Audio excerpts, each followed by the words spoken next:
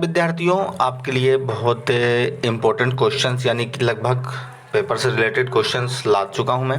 अर्धवार्षिक परीक्षा 2023-24 जो आपकी कल होने वाली है कक्षा 9वीं की, विषय हिंदी लेकर आया हूं मैं।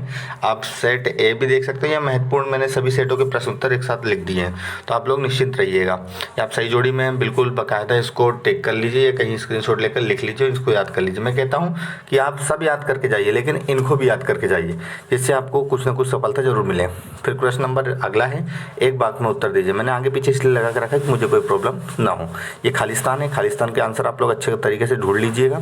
और ये प्रश्न है सत्य सत्य कथन लिखिए, ठीक है ना। इसको बकायदा अच्छे से देख लीजिए। फिर चलते प्रश्न उत्तर की तरफ। यहाँ देखिए मैंने प्रश्न बनाए हुए हैं। मानसरोवर में से कभी का क्या आशय है। अगला क्वेश्चन है, कभी माखनलाल चतुर्वेदी को कोयला से ईर्ष्या क्यों हो रही है।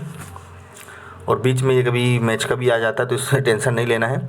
नई कविता की प्रमुख 2 विशेषताएं लिखिए। अगला है, भक्ति काल को स्वर्ण युग क्यों कहा जाता है। अरहर और सरसों के खेत कवि को कैसे दिखाई देते हैं। अगला क्वेश्चन है, छायावाद की 2 प्रमुख विशेषताएं लिखिए। फिर अगला प्रश्न है, भक्ति काल के 2 कवि एवं प्रत्येक की 2 रचनाओं के नाम लिखिए। प्रश्न 8 है, कवि रसखान के भाव सौंदर्य की 2 विशेषताएं लिखिए। अगला क्वेश्चन है, दोहा की परिभाषा उदाहरण सहित दीजिए। फिर और भी उत्प्रेक्ष अलंकार की परिभाषा उदाहरण सहित दीजिए। फिर निबंध लेखन की कोई 2 विशेषताएं हैं। फिर क्वेश्चन 12वां है, जो गद्य की प्रमुख विधाओं के नाम लिखिए। फिर प्रश्न 13 है, बाढ़ पीड़ितों की मदद हेतु हर नाव पर क्या क्या होना आवश्यक होता है।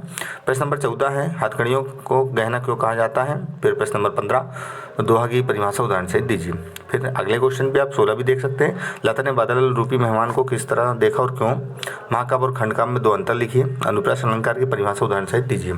फिर प्रश्न नंबर 19 है, रस किसे कहते हैं, रस के अंगों के नाम लिखिए।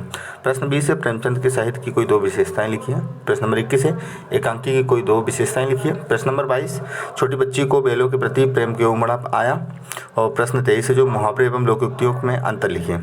प्रश्न 24 है, ब्रजभूमि के प्रति कवि का प्रेम किन किन रूपों में अभिव्यक्त होता है। और प्रश्न नंबर जो 25 है, जो यानी कि लास्ट हमारा क्वेश्चन है, मूक प्राणी मनुष्य ने कम संवेदनशील नहीं होते, पाठ के आधार पर स्पष्ट कीजिए। तो दोस्तों ये क्वेश्चन आपको मैंने अवेलेबल करवा दिए हैं, तो आप लोग सब पढ़ के जाइए, लेकिन इनको भी पढ़ के जाइएगा। आपका पेपर अच्छा हो, ऐसी शुभकामनाओं के साथ मिलते हैं अगले पेपर के साथ। जय हिंद, जय भारत।